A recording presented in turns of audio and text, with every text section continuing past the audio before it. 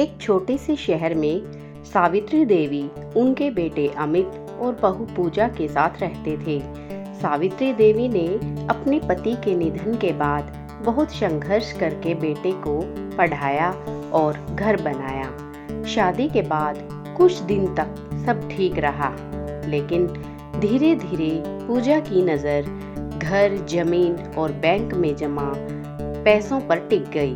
वह अक्सर अमित से कहती, तुम्हारी माँ के पास इतना सब कुछ है, पता नहीं कब तक इंतजार करना पड़ेगा। अमित हर बार समझाता, ये सब माँ की मेहनत की कमाई है, हमें उनका सम्मान करना चाहिए। लेकिन पूजा के मन में लालच बढ़ता ही गया। एक दिन उसने सावित्री देवी से कहा, माँ जी, अब यह घर हमारे नाम कर दीजिए। सावित्री देवी मुस्कुराकर बोली, बेटी, समय आने पर सब तुम्हारा ही होगा। अभी मुझे इस घर से बहुत लगाव है। यह सुनकर पूजा नाराज हो गई।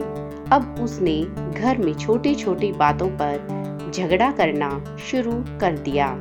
वह पड़ोसियों के सामने भी सास का अपमान करने लगी। सावित्री देवी सब कुछ चुपचाप सहती रही। कुछ दिनों बाद पूजा ने अमित पर दबाव डाला, अगर तुम मुझसे प्यार करते हो तो माँ से कहो कि सारी संपत्ति अभी हमारे नाम कर दे। अमित ने साफ मना कर दिया। एक दिन सावित्री देवी अचानक बीमार पड़ गई। डॉक्टर ने आराम करने की सलाह दी। पूजा ने सोचा, अब तो मौका अच्छा है। उसने एक फाइल तैयार करवाई और कहा, माँ जी, ये अस्पताल के कागज हैं, यहाँ साइन कर दीजिए। लेकिन सावित्री देवी समझ गई कि यह अस्पताल के नहीं, संपत्ति के कागज हैं। उन्होंने बिना कुछ कहे साइन करने से मना कर दिया। कुछ महीनों बाद सावित्री देवी की तबीयत और बिगड़ गई। उन्होंने अपने पुराने वकील को बुलाया। पूजा को पूरा विश्वास था कि अब सारी संपत्ति उसके नाम होगी। कुछ दिनों बाद सावित्री देवी का निधन हो गया। घर में शोक का माहौल था, लेकिन पूजा की नज़र सिर्फ वसीयत पर थी।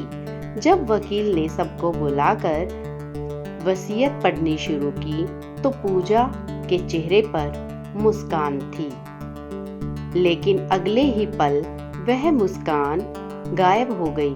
वसीयत में लिखा था, मेरा घर मेरे बेटे अमित के नाम रहेगा। इस घर को कभी बेचा नहीं जाएगा। मेरी बैंक की आधी बचत गांव की गरीब बेटियों की पढ़ाई के लिए दान की जाएगी और बाकी रकम से एक वृद्ध सेवा केंद्र बनाया जाएगा। फिर वकील ने आखिरी पन्ना पढ़ा। उसमें सावित्री देवी ने लिखा था, संपत्ति से बड़ा धन अच्छे संस्कार होते हैं। जो इंसान रिश्तों की कीमत नहीं समझता, वह धन की कीमत भी कभी नहीं समझ पाएगा। पूजा की आंखें झुक गईं। उसे एहसास हुआ कि लालच में उसने एक ऐसी माँ का दिल दुखाया जिसने उसे बेटी मानने की कोशिश की थी। समय बीता। अमित ने माँ की अंतिम इच्छा पूरी की। गांव में वृद्ध सेवा केंद्र खुला, जहां कई बुजुर्गों को सहारा मिला। पूजा भी वहां सेवा करने जाने लगी। लोगों की मदद करते करते उसे समझ आया कि सच्ची खुशी दूसरों का हक छीनने में नहीं, बल्कि दूसरों की मदद करने में है।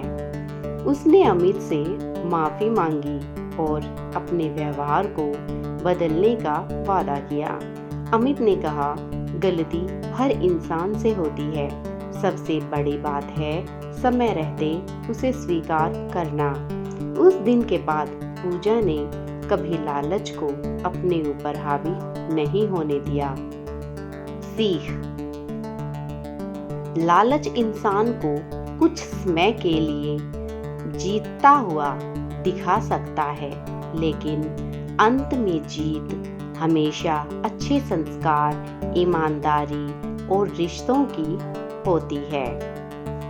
अगर आपको यह कहानी पसंद आई हो तो वीडियो को लाइक करें, चैनल को सब्सक्राइब करें और कमेंट में बताइए, क्या लालच कभी किसी को सच्ची खुशी दे सकता है?